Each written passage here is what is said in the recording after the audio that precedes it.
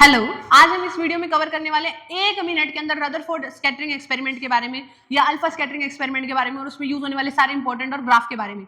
ये केमिस्ट्री की second unit structure of atom के साथ साथ कवर करेगा फिजिक्स की 12th की यूनिट मॉडर्न फिजिक्स के टॉपिक्स को कंप्लीट डिटेल में सारे फॉर्मूला कवर करेंगे। आज शुरू करते हैं। रदरफोर्ड स्कैटरिंग एक्सपेरिमेंट में कुछ नहीं, एक लेड बॉक्स लिया था, लेड बॉक्स में एक रेडियो एक्टिव सब्सटेंस रख दिया था जिसमें से रेडिएशन निकलेगी। ये है हमारी gold foil, thin gold foil, बिल्कुल प्यारी सी गोल्ड फॉइल, और ये है हमारे पास ZnS कोटेड स्क्रीन जिसके ऊपर अगर अल्फा पार्टिकल स्ट्राइक करेगा तो वहां पे ग्लो करेगी। यहां से रेडिएशंस निकलेंगे और डायरेक्टली इस गोल्ड फॉइल पे स्ट्राइक करेंगे और स्ट्राइक करेंगे तो ज्यादातर रेडिएशन सीधी सीधी चली गई थी। पहली ऑब्जर्वेशन थी। दूसरी ऑब्जर्वेशन क्या थी कि कुछ ही ऐसी रेडिएशन थी जो स्मॉल एंगल के साथ डिफ्लेक्ट कर गई थी और बहुत ही कम ऐसी रेडिएशन थी जो आई, टकराई और वापस चली गई।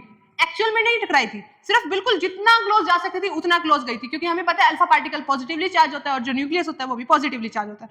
तो इतना क्लोज जाकर जितना मैक्सिमम जा सकती थी, फिर इतनी ज्यादा रिपल्शन हुई कि बाउंस बैक कर गई थी 180 के एंगल पर। इसके ऑब्जर्वेशन के रिजल्ट में रदरफोर्ड ने बताया कि यहाँ पे एटम के सेंटर में कुछ dense small positively charge nucleus present होता है और उसमें बताया कि साइज ऑफ एटम और न्यूक्लियस कितना होता है। उसने बताया कि अगर हम रेडियस की बात करते हैं, एटम की रेडियस होती है 10⁻⁻10 मीटर और अगर हम न्यूक्लियस की रेडियस की बात करें तो वो होती है 10⁻⁻15 मीटर। इसके बाद आ जाते हैं हमारे इंपॉर्टेंट फॉर्मूलाज। इंपॉर्टेंट फॉर्मूलाज कौन कौन से आते हैं? हमारे पास न्यूक्लियस है, ठीक है, न्यूक्लियस के पास कोई पार्टिकल आ रहा है और कितना क्लोज मैक्सिमम आ सकता है अल्फा पार्टिकल न्यूक्लियस के सेंटर से, उसे बोलते हैं R0। जितना क्लोज ये अल्फा पार्टिकल जो न्यूक्लियस की तरफ आ रहा है सेंटर तक कितना क्लोज आ सकता है उस डिस्टेंस को बोलते हैं R0, distance of closest approach. और इसका फॉर्मूला होता है R0 = KZE²।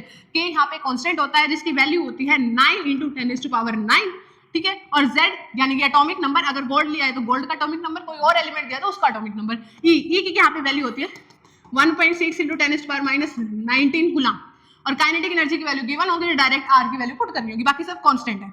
उसके अलावा अगर हम बात करें नंबर ऑफ पार्टिकल्स, ठीक है, नंबर ऑफ पार्टिकल्स की बात करें पर यूनिट एरिया में, और 1/, इसका फॉर्मूला होता है sin⁴ θ/2। थीटा क्या है यहाँ पे? ये है n है यहाँ पे number of particles per unit area और थीटा है यहाँ पे स्कैटरिंग एंगल। अब ये स्कैटरिंग एंगल क्या होता है इसे समझते हैं, स्कैटरिंग एंगल के बारे में समझते हैं। देखो ये न्यूक्लियस है, अगर गोल्ड फॉइल का, ये इसके सेंटर से पास होती हुई लाइन, इमेजिनरी लाइन हमने ड्रॉ करी है।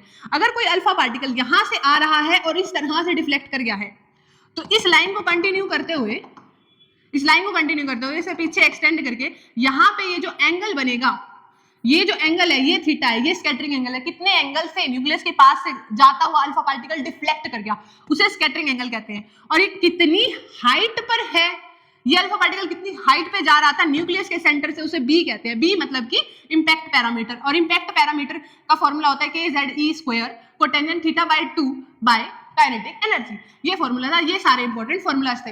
ऐसे ही छोटे छोटे वीडियोस में अगर ऐसे सबसे इंपॉर्टेंट टॉपिक्स कवर करने हैं तो इस चैनल को सब्सक्राइब कर लो। Best of luck.